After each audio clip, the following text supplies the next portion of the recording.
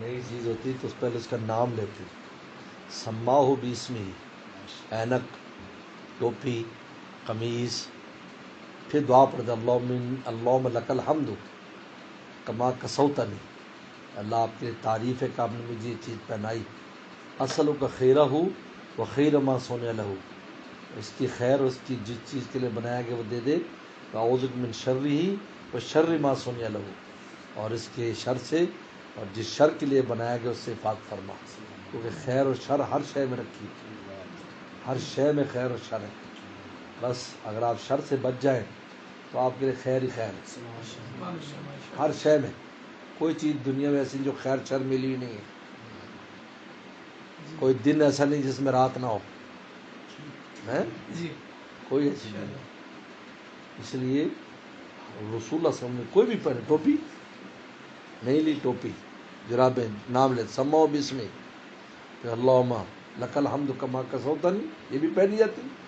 اصل و خیرہ و خیر ما صنع لہ اعوذ بک من شر شر ما صنع لہ، اگر اس کا ہم اہتمام کریں، ہم جتنی چیزیں بھی خریدتے ہیں گھر میں لاتے ہیں، اگر ہم تھوڑا ہی اہتمام کر لیں، یہ دعا پڑھ لیں اللہم یسر خیر و خیر ما خلق لہ یا ما صنع لہ، اگر بنائی چیزیں صنع لہ پیدا شدہ ہے تو خلق لہ، دو لفظ، خیر و خیر ما خلق لہ، جیسے زمین ہے، جانور ہے،